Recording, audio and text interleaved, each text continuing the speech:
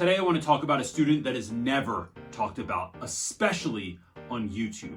But if you have a classroom with students in it, you have this kid. And if you have this kid, you need to watch this video and share it with your staff. Let's go. One of my mentors once taught me this idea that there's three kinds of students in school, right? There's kid one that everybody loves this kid, right? These are the students that we dream of teaching. The kids that love to come to school, they did all the homework and a little bit extra. Their project was in on time. They led their group. They are fun, they are exciting, they get along with other students. They are a joy to have in class.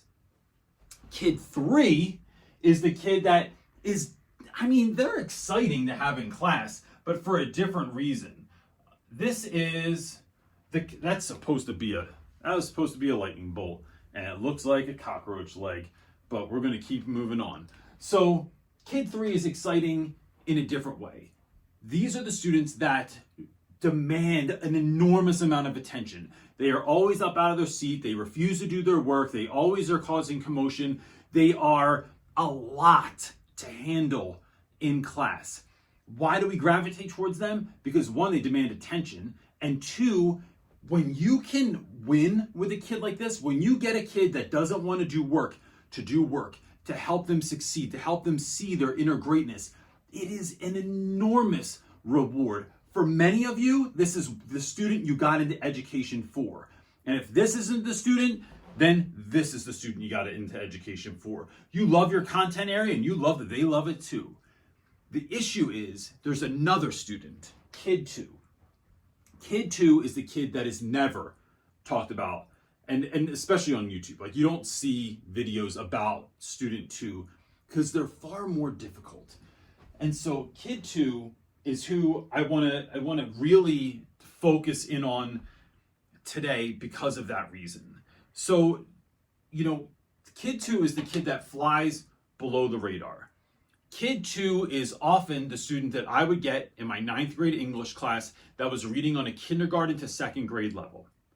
The kid that was super polite and sat there every day nodding, but they had no idea what was going on. They're just really nice. And too often in education, kids get passed along not because of ability, because they're nice, because they didn't cause problems, because he's such a nice boy. She's such a nice girl. I guess I can't fail them because they're so kind all the time. And that's not enough of a reason. Grades should reflect mastery in a subject matter, but that's a whole nother video. So kid two, because they're kind, gets looked over. So the issue is, kid two is a lot of times though that kid that's quietly suffering. Kid three will often tell you when they had a bad day, when mom ticked them off before they got out the car this morning, that they don't like somebody on the bus and they're giving them a problem. Kid one is also a little bit more confident, so they're willing to come and speak with you, but kid two doesn't. In my experience, kid two is often the student that is suffering with that. This is not to say that all kid twos are suffering with all these things, but in general, I've seen these students suffer from depression. I've seen these are the students that are causing self-harm.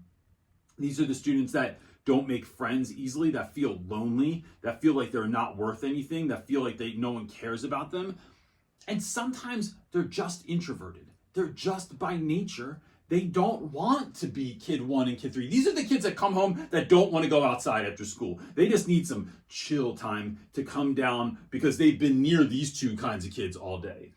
So how do we still care for these kids? How do we show up? And I just want to share a few ways, because look, oftentimes kid two thinks they're invisible. And your job as an educator is to let them know they're visible. So how do we do that? We do that by showing an expression of care, right?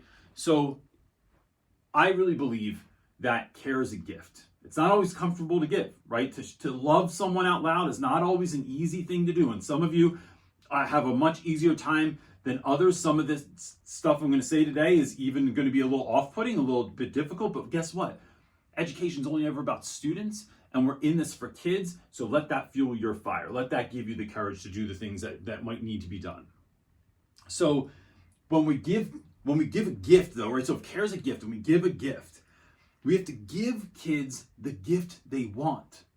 Don't be the aunt or uncle that gives a kid, y'all know this, y'all know you got a present one time that someone thought you wanted, or they were really excited about giving you, but it's not the thing you asked for. I didn't ask for a plant, even though I got one. My wife gave me a plant, and I don't do well with indoor plants, so I'm going to exchange it for a fake one. That's a whole nother story. But, so how do we give kids the gift that they want? We gotta try stuff. You gotta try things out. So one of the easy ways I've found to do this is by giving out Post-it notes, right? This is something that you can do in class. And the reason I think that this is such a great idea is you can just write something. Sometimes they're funny. Sometimes it's a quote from a song. It's a quote from a movie. It's, I think that you're doing a really great job lately. I want you to know that I'm noticing you're doing a great job. Because not every kid wants the public acknowledgement. They don't want the high five in the hallway, the shout out. Yo, before we get started, can I just tell you how great Kyle's been doing lately? Can we all just take a moment and recognize the amazingness of Kyle? Kyle is slowly dying inside if he's a kid too. So we don't want to do that to a student. So Post-it notes are a nice way to say, I see you, you matter, but I didn't have to blow it up and really make a big deal out of what you've been doing, because I know that's not what you want to do. I'm gonna tell you, side note, this is very hard for me. I am an out loud dude. Let's sprinkle confetti on you, let's put balloons and we're gonna blow bubbles and we're gonna put a song and I made a whole slide for you. That's who I am by nature. But again, it's giving kids the gift they want, not the gift that comes most natural to me. Not the gift that I enjoy giving all the time. It's sometimes showing up like this. The next thing is, this is a little bit more silly, but it still works. I think that stickers work really well. And I find that the weirder the stickers, the better. I'm not affiliated with them at all. But if you have a Five Below near you, they have really great weird stickers. Like, just weird, like whole packets of kittens and rainbows, right? So just giving a kid a sticker that is cool. I can't even find a cool sticker. I don't know if you can, especially for those of y'all that are teaching high school, I don't know that you're gonna find like a cool sticker. So like, do they have like a little baby sticker? I don't know. There's an invention. But stickers that are funny enough that you can give it to a kid, or if you see them trying, give them half a sticker and be like, I see you're doing kind of a good job today. Keep it up, and I might give you the other half of that sticker. And I give them the whack half first. So I give them like the half that doesn't really make sense, or a parking cone or a leaf or something like that. So stickers, and then I'm also going to add on to this, and I'm going to spell this wrong because that's what I do. Googly eyes. All right, so Reynolds, why are we putting googly eyes on children? Because I think that it is sometimes an expression of care comes off just too loving, just a little bit too much like, Kyle, I just want you to know you're doing the greatest job ever and I really appreciate you. You're such a wonderful young man. That's like, it's too much. You're doing too much right now. This is out of pocket. Stop doing it. Putting an eyeball sticker on a kid or a googly eyeball on a kid and saying, I want you to know something, Kyle. I see you doing a good job. I've got my eye on you. And see what I did there?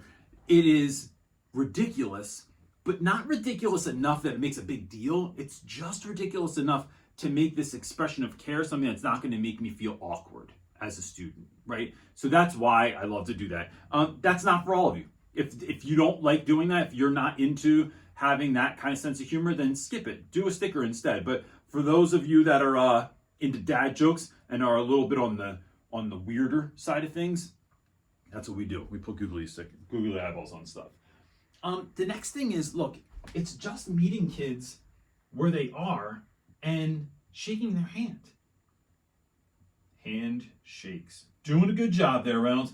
So, shaking hands, but if a student doesn't like to shake hands, then do what they want. I'm not into forcing kids. You got to give me a handshake and it's got to be the right way. Like I do appreciate a good handshake. Maybe it's a pound. Maybe it's a pat on the back. Maybe it's just a head nod. Someone's walking down the hallway. What's up, Kyle? And that's it. You don't have to make a big deal out of it. What you're doing is acknowledging someone, making them feel seen and worth something. Now, I'm going to tell you, the last two are a little bit more involved, but they are 100% worth it.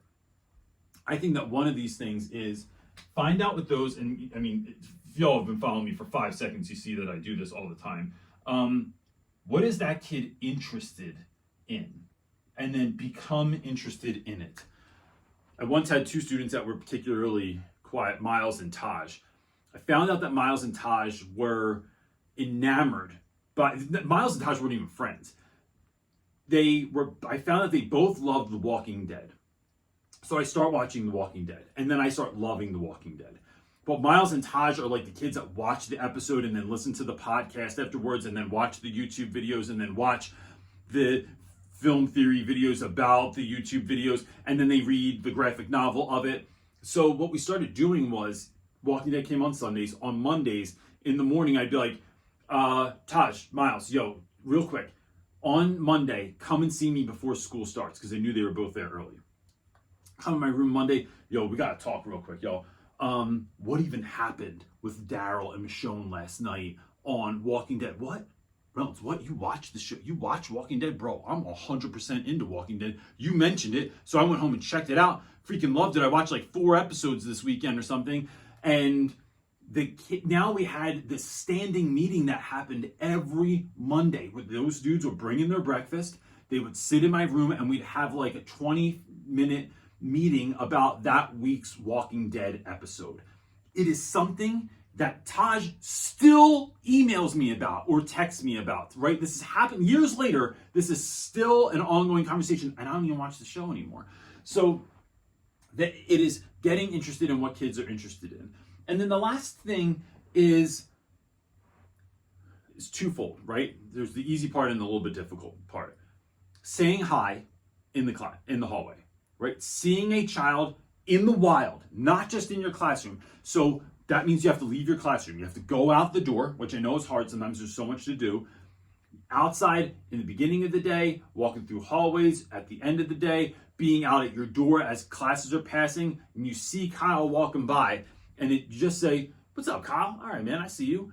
Or like, "Kyle, how was lunch? Was lunch good? It wasn't as gross as yesterday's lunch? Okay, good, awesome." It is constant acknowledgement. Why do we do this? Because as people, we gravitate towards the thing we are the most familiar with. And so this is something I talk about in my workshops all the time, where, you know, there's a reason that kids get mad when someone's sitting in their seat.